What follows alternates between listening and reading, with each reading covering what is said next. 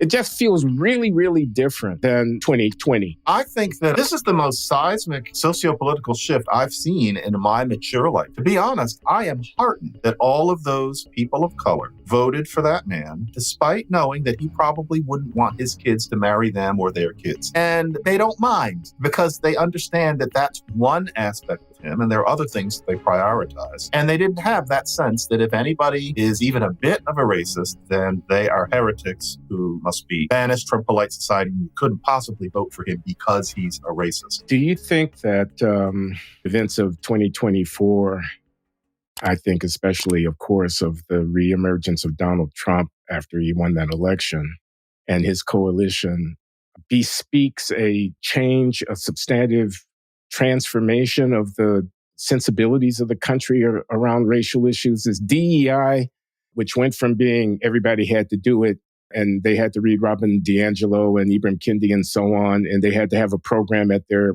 company or at their college or whatever, and they had to write an op-ed that was sympathetic to the, sentiments of the DEI crowd and whatnot. But it seems to have taken a real significant hit in terms of the reputation, the prestige, the standing of those sentiments.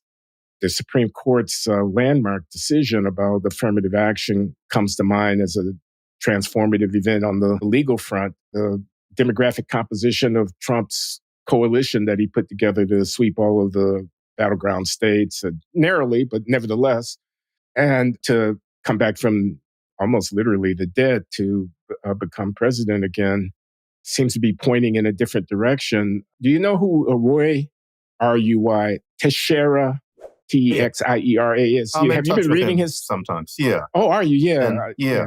Yeah. The critiques of the, identity politics as a central theme in the Democratic Party pitch to the country. You could almost call it a repudiation. That's a strong word of Kamala Harris's candidacy. I've not heard much griping about, she's a black woman and they rejected her. The country is racist. I'm sure a few people think that, but it's not a leading hothouse crowd. Yeah, exactly. It just feels really, really different than 2020. Mm-hmm. 2024 feels really, really, and I wonder if you think that's right and whether that's a harbinger of things to come. Are we going further and further along this move toward racist? Coleman's book, The End of Race Politics, hasn't done poorly. His star is on the rise.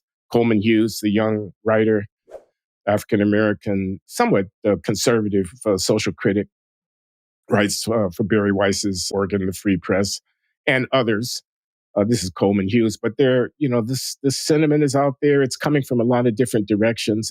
I don't know. I have a sense that you remember Stanley Crouch. He was a friend of mine. And when I wrote to him and told him what I was doing at Boston University back in the late 90s, starting a center on race and social division, he said, man, race is over. Don't you know race is over? Said that. And that was 25 years ago. Yeah. Yeah. What do you think? I think that this is the most seismic socio-political shift I've seen in my mature lifetime. And we all know how I feel about Trump in terms of the specifics, but to be honest, I am heartened that all of those people of color voted for that man, despite knowing that he probably wouldn't want his kids to marry them or their kids. He's a casual bigot based on many things that he says, and I think that that's quite clear. That is not why I disapprove of him so much, but he is.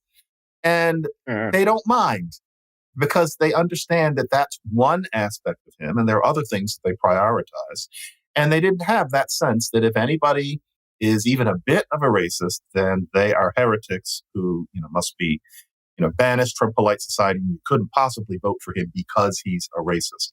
That's the view that, many people, hard left, overeducated, et cetera, have. And I find it immature and reflexive. It shouldn't be about his bigotry. I know that a lot of people really can't stand how much I don't like him, but I'll say once again, it's not because I think that he wouldn't want Ivanka to marry me or my kids. That has nothing to do with it. And I like the way all those others feel that way. I don't think we're seeing a coalition. I think that dream has never happened in America. There's not going to be this cross-racial, class-conscious coalition. Most Latinos feel very different from most Black people, feel very different from most Southeast Asian immigrants. candidates, et cetera. You're not going to bring them together. But in terms of how they vote, yeah.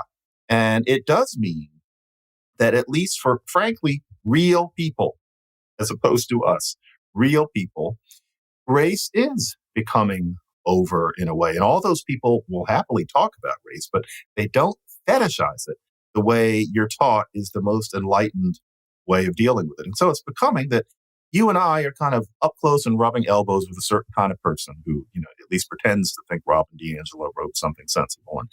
And, DEI, et cetera, all of these administrators, who God knows why anybody would get a PhD in DEI, writing these thin, monotonous, self-similar dissertations. It's unfortunate, all the energy that's been put into that. That will be around. Those people will have their view, but it's the same thing as how many people and who are they who say Latinx, for example? How many people are going to say, pregnant people, et cetera? As angry as those things get many, they're just never going to spread beyond a tiny, rarefied little crowd. In a sense, that's not a terrible thing. But it means, are we talking to them or are we talking to the truck driver? And frankly, I think race is much less important to the truck driver than we might think. I live in a neighborhood full of working class Latinos. I overhear the men in particular talking in praise of Trump all the time. It's not just a few. This is a Trumpy neighborhood, and I would never have expected that 6 years ago. It's also that way in similar Black neighborhoods. It's huge. This is in Queens, right? This is Jackson Heights in Queens, which has, a little bit of just about everybody, but the dominant, it's Bangladeshis and Latinos. I don't know how the Bangladeshis feel because I don't know their language and I don't see them. But, in terms of where I get my hair cut, some people who I know socially, the fact that I can understand Spanish. This is a Trump neighborhood in those segments, at least half, I would say. No flags up, no signs. Nobody does that. Very few. But it's a neighborhood where people kind of quietly and even not so quietly voted for him. Yeah, definitely.